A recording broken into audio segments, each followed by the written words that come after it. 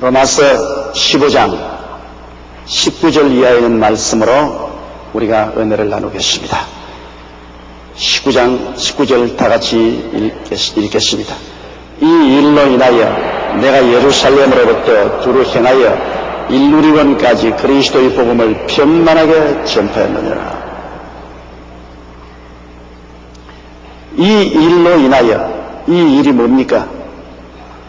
그리스도께서 이방인을 순종케 하기 위해서 하나님께서 말씀의 은사를 주시고 일의 은사를 주시고 복음 전가하는데 표적이 나타나고 기적이 나타나고 성령이 나타난 이런 하나님의 직접적으로 역사성을 통해서 그는 복음을 예루살렘에서 시작해서 지금의 유고슬라비아 지방까지 일루 지방까지 광범위하게 그는 전도를 했다는 것입니다.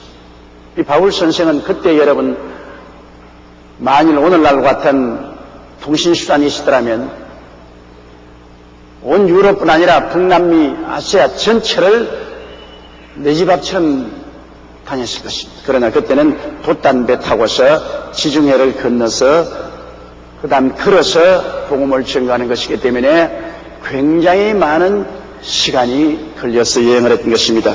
그래서 그는 제1차 전도 때는 안디옥에서 출발해서 수아시아와 북갈라디아 일대를 복음 전도하고 2차는 안디옥에서 출발해서 헬라와 마게도니아 일대에 복음을 전가하고 3차에는 안디옥에서 출발해서 수아시아와 헬라 즉 에베소, 고린도, 드로아 지구에서 복음을 전가하고 제4차 전도는 예루살렘에서 체포되어서 강제로 로마까지 끌려간 사실을 우리는 잘 알고 있습니다.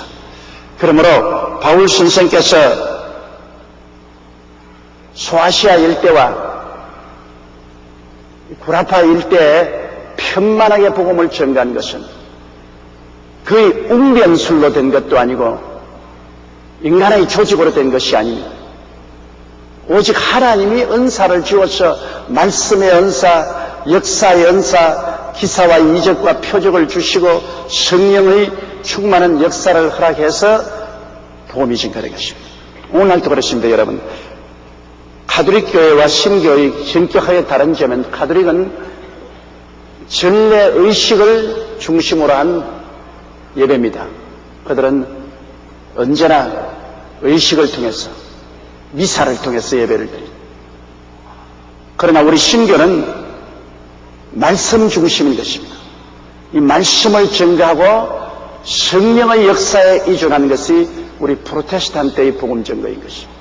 프로테스탄트의 전거에서 말씀이 없고 성령의 역사가 없으면 우리의 복음 전거는 아무 능력이 없는 것입니다.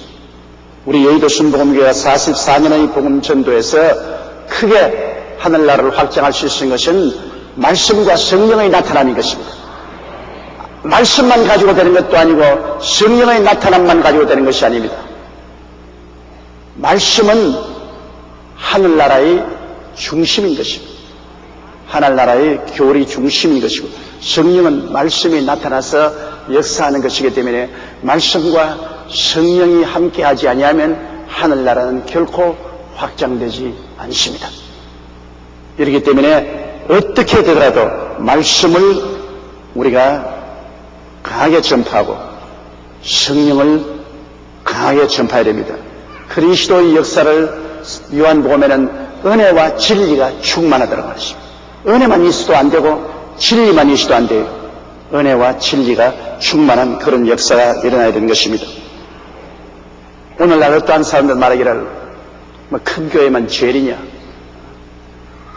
적고 알찬 교회가 좋다 그런 말을 하는데 적고 알찬 교회도 하나님의 뜻이 있어야 세워지고 큰 교회도 하나님의 뜻이 있어야 세워지는 것입니다. 여러분, 하나님의 역사는 사람의 계획으로 되는 것이 아닙니다. 나는 많은 사람이 저보고 대교회주의자라고 공격을 하는 소리 들었는데 저는 44년 전 불광동에서 천막을 치고 가만히를 갈 때 대교회 되리라고는 꿈도 꾸지 않았습니다. 내가 바라는 것은 300명 교회면 충분했습니다. 대교회 주의로 꿈을 꾸지 않습니다. 내가 꿈도 안 꾸는데 대교회 주의를 어떻게 하는 것입니까? 대교회주의라고 간판을 아무리 붙여놓고 깃발을 흔든다고 교인들이 원하요? 대교회주의라고 공격하는데 여러분 한번 대교회주의라고 프라카드 적어놓고 간판을 붙여놓고 우리는 대교회주의 하니까 여러분 오시오 그런다고 원하요? 하늘나라는 여러분 대교회주의를 한다고 해서 대교회가 되는 것이 아닙니다. 하늘나라는 근본적으로 하나님의 주권적인 뜻에 따라서 이루어지는 것입니다. 하나님께서 이곳에 큰 교회를 세우겠다고 작정했기 때문에 하나님께서 말씀을 주시고 성령의 은사를 주어서 대교회를 세운 것입니다. 사람이 세운 것이 아니에요.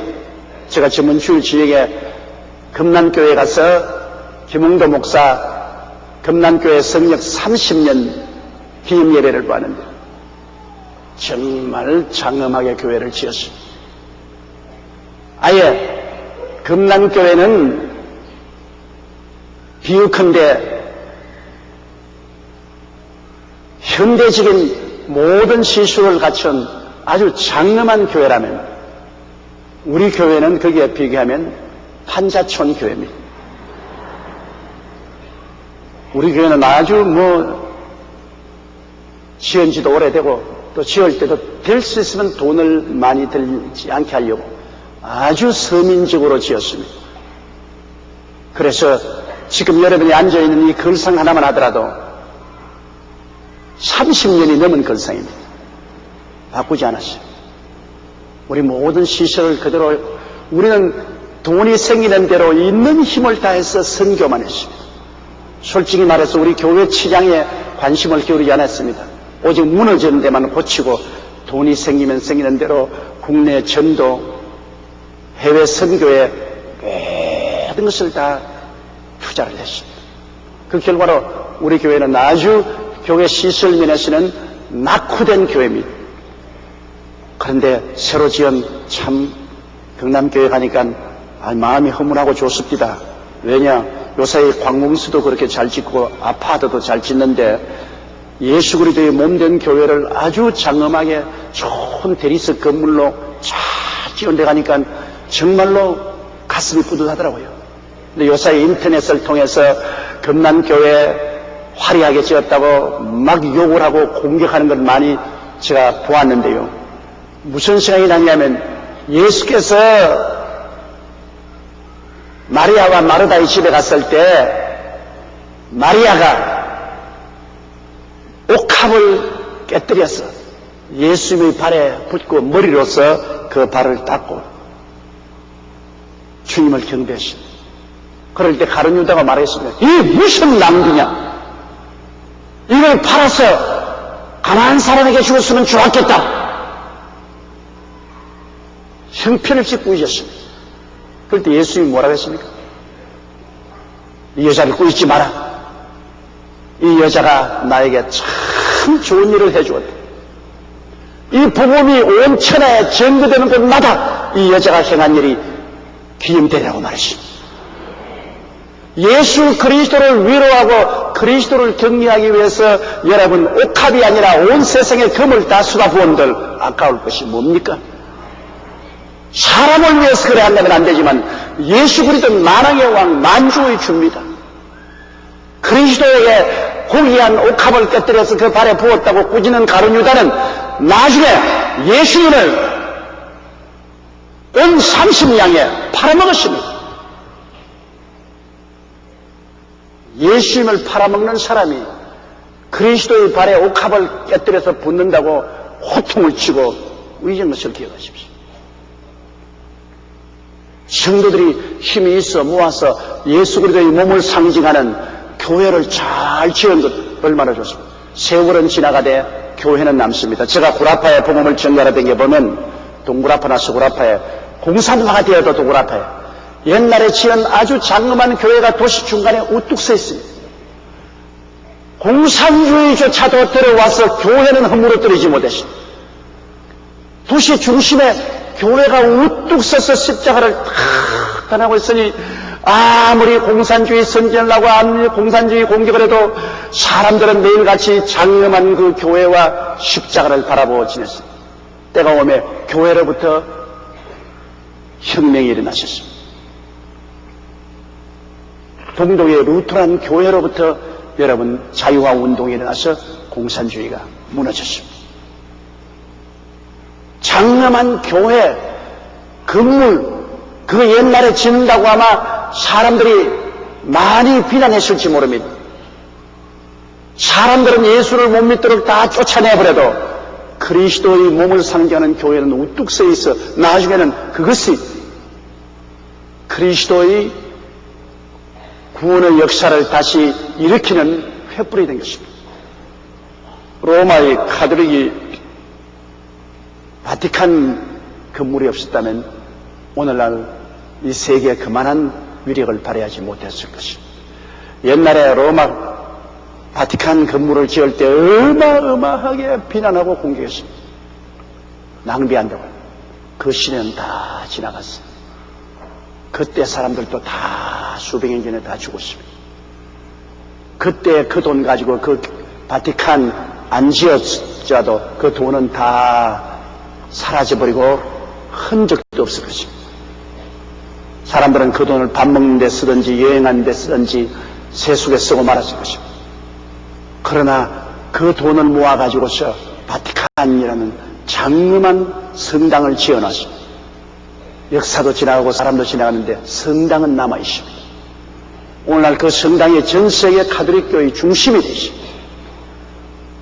또 성당을 말하지 않더라도 이태리가 바로 그 장엄한 건물을 관광상품으로 팔아서 매년마다 수십억 달러의 수입을 얻고 있습니다. 그렇기 때문에 여러분 그리스도의 몸된 교회를 장엄하게 잘 지은다고 비난해서는 안 됩니다. 왜 사람들은 63빌딩 지는 데는 비난 안 합니까? 오늘날 수많은 쇼핑센터를 화려하게 지는 데는 아무 욕도 안 합니다. 인천공항이 세계적으로 화려한 공항 건물입니다. 그걸 보고 욕하는 사람 아무도 없어요. 그런데 왜 금난교회 하나 잘 지었다고 왜 욕을 해요? 말도 안 되는 소리. 예수 그리스도의 몸을 상징하는 교회는 잘 짓고 아름답게 지으면 좋습니다. 나도 사실은 우리 여의도 순복음교회 헐어버리고 잘 짓고 싶은 생각이 없는 것이 아니라 있습니다. 그래서 온 세계 성도들이 왔다 갔다 하는 이 길목에 그리스도의 몸이 장엄하게 지어야 됩니다. 난 많은 세계 각지에서 온 사람들이 와서 내게 하는 말을 듣습니다. 세계에서는 제일 큰 교회라고 하는데 이렇게 초라할 줄 몰랐다고. 그거 들을 때마다 자랑스럽기도 하고 괴롭기도 하는 것입니다. 자랑스러운 것은 우리는 많은 돈을 교회 건물에 들이지 아니하고 온천하 만국의 성교회인데 들었다는 자부심이 있는가 하면 다른 면에서는 그리스도의 몸을 상징하는 교회가 너무 허술하니까 민망하고 부끄럽기도 하는 것입니다. 솔직히 말해서 내 나이 50만 되었으면 한번 새로 지어보고 싶습니다. 근데 왜 이제 거의 다 끝장난 파장에 내가 교회를 지을 수 있는 여력이 있습니까? 그렇기 때문에 우리 교회를 짓지 않고 내가 500교회를 한국에 세우겠다고 하나님 성령을 통해서 인도를 받고 작정하는 것이 그것입니다. 우리 교회를 새로 짓고 화려하게 못하는 대신 그 돈으로 한국에 500개 교회를 개척하자.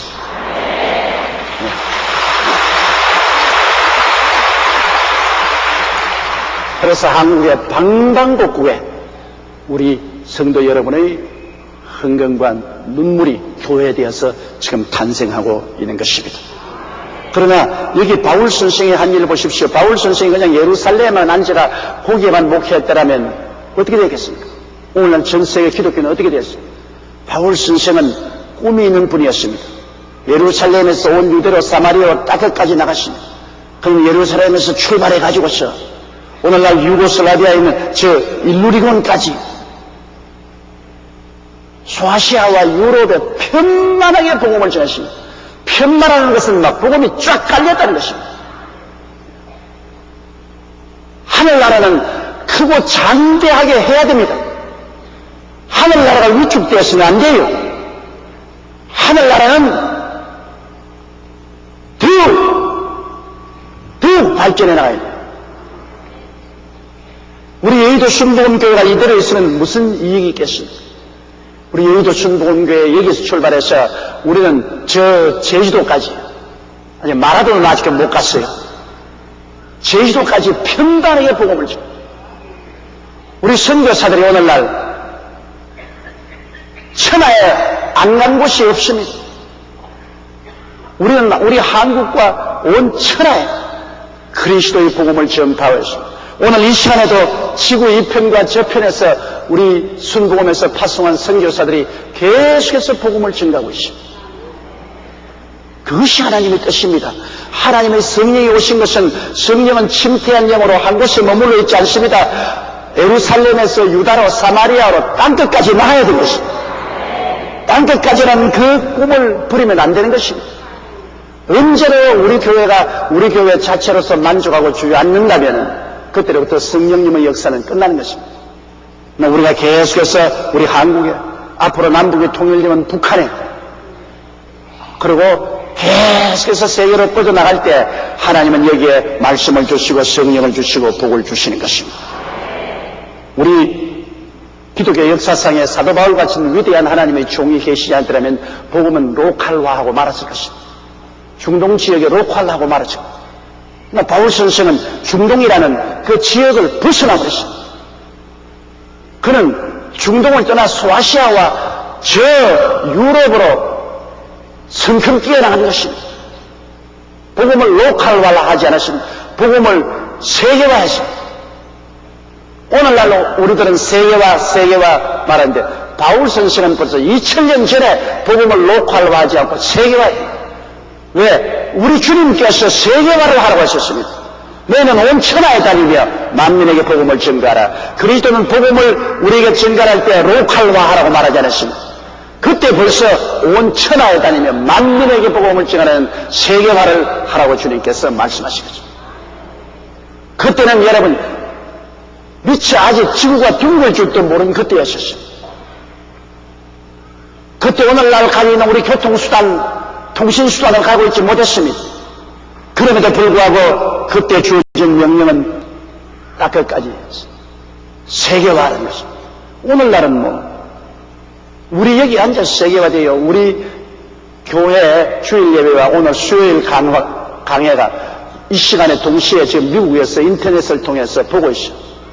많은 성도들이 우리 인터넷 접속을 하고 있는데 일주일에 우리 인터넷 접속하는 수가 세계적으로 150만 명입니다.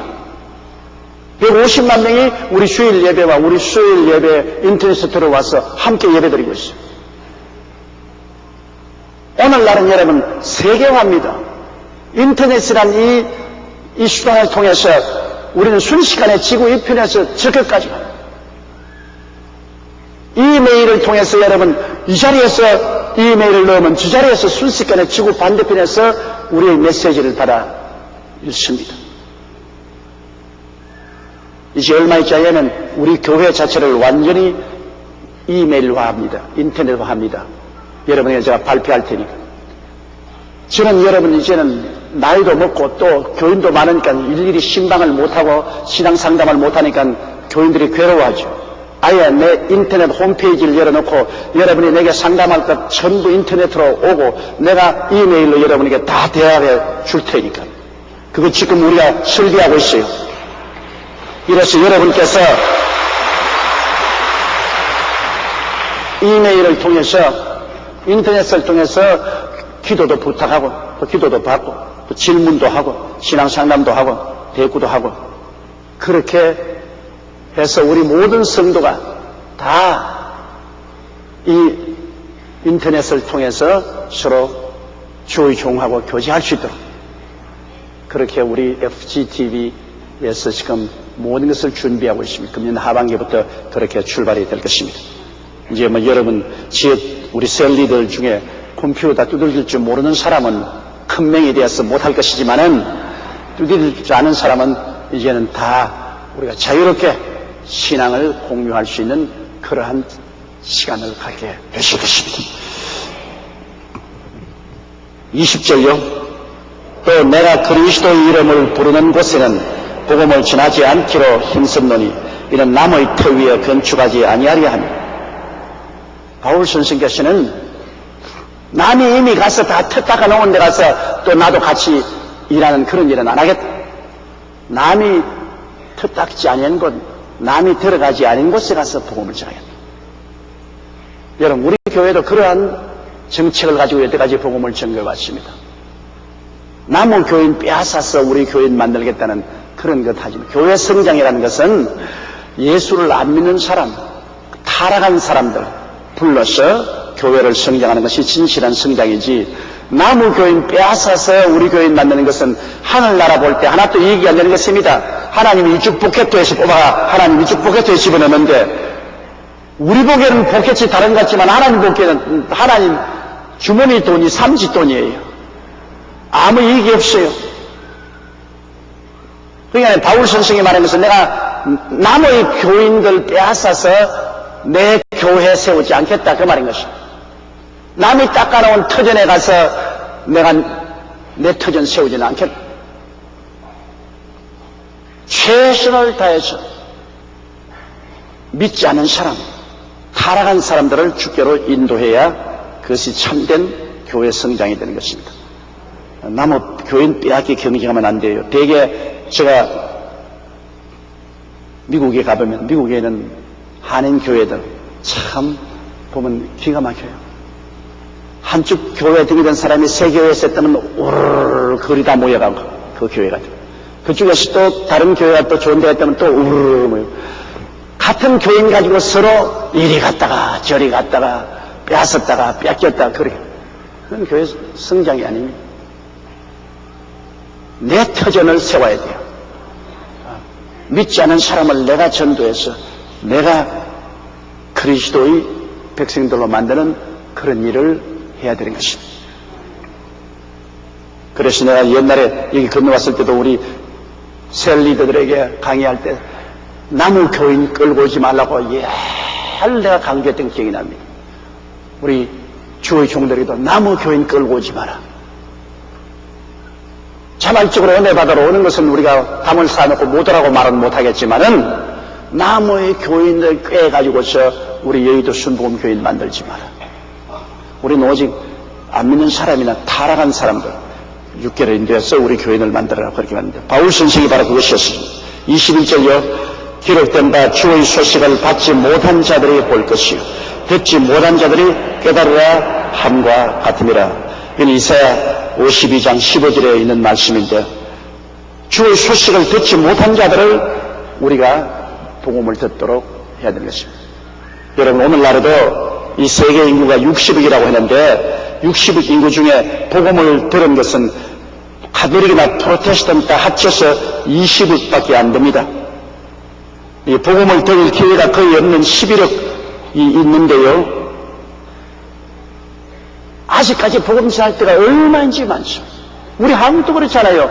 우리 대한민국 지금 500만 인구 가운데, 5천만 가운데 우리 가톨릭 신교 다 합쳐서 1200만 성도가 가는 거예요. 5천만 중에 1000만 정도라도 아직 4천만이 복음을 듣지 못하고 있어요. 내가 500개 교회 개척한다고 하니까 우리 지하들이 교회를 개척하러 나오는 데마다 기존 교회들이 반대를 합니다. 타교파보다도 그 맹렬하게 우리 하나님의 성도의 교회가 우리 지대는 못 온다. 여러분, 하나님의 교회를 하나님께서 벌써 전매 특급하러 놓고 있는 건 아니잖아요. 경기도 지구는 못 온다. 혹은 충청도 지역은 못 온다. 광주 지역은 못 온다. 아니, 지역을 하나님께 특허 맡아 놨어요. 하나님이 너희들 특허 줬으니까 너희 지역은 너희가 맡아 있어라. 그런 법이 있어요. 그럼에도 불구하고 이게 님비주의로 우리 있는 데는 못 온다. 그러므로 그걸과 시비를 걸고 밀고 땡기고 하는데 굉장히 제가 괴롭습니다. 이 제자들이 내가 발을 붙일 곳이 없어요. 자기들은 그곳에 복음을 전도하지 못하면서 다른 사람이 들어와서 복음을 전도하는 것을 막고 있습니다. 자기들이 복음을 전도해서 교인이 10만 명, 20만, 30만 되면 박수를 치고 그것이 맡아서 살아 그러죠. 대개 반대를 글쎄 하는 사람들은 교회 50명, 100명 가지고 있는 사람이에요. 그 도시 인구는 얼마나 많냐? 10만 명, 20만 명, 30만 명 되는데 교인 100명 가지고서 우리 도시에는 못 들어온다. 우리 지역에는 못 들어온다 그러네. 이것이 여러분 예수 믿는 사람의 심보가 이렇게 돼서 되겠습니까? 놀부 심보도 분수가 있지 보통 놀부가 아니에요. 복음을 듣지 못한 사람들에게 우리는 어찌한지 복음을 전하게 해야 되는 것입니다. 나는 여의도에 우리 교회가 이렇게 크니까 다른 교파는 못 들어온다고 캠페인 해본 적이 없어요. 여의도에 얼마든지 들어와도 좋아요. 얼마든지. 하나님 소명에서 복음을 전할 수 있으면 우리 바로 앞마당인 여의도에 얼마나 들어와도 좋아요. 여의도뿐 아닙니다. 바로 우리 길 건너 와서 교회 개척해도 좋아요. 하나님이 그렇게 하시라면 그 개척한다고 내가 막을 리가 어디 있습니까? 하나님 교회 세우는데. 내가 입에 달린 말로 그렇게 말하지 않습니다. 그리스도의 몸된 교회를 세워서 한 사람이라도 더 많이 구원하는 것이 얼마나 중요합니까? 그렇기 때문에 아직 우리 한국의 여러분 4천만이 복음을 듣지 못하고 있는데요. 지금 5만 교회라 그러는데 이거 4배는 더 교회를 세워야 돼요. 그렇다면 4천만이 복음을 듣고 있지 못하기 때문에 아직 20만 개의 교회는 더 써야 돼요. 교회가 20만 개는 더 써야 돼요. 4천만이 다 복음을 듣기 위해서. 근데 지금 5만 교회 가지고 어디가 무엇을 한단 말인 것입니다. 더구나 북한이 열리면은 북한의 복음을 전하려면은 여러분 적어도 북한에 4만 내지 5만 교회가 더 써야 돼요. 그러므로 교역자도 모자라고 지금 교회도 모자라요. 더 많은 교회가 세워져야 되고 더 많은 성도 수가 생겨나야 되고 더 많은 기도와 더 많은 경제적인 힘이 있어야 되는 것입니다. 그래야 복음을 편만하게 전할 수가 있는 것입니다.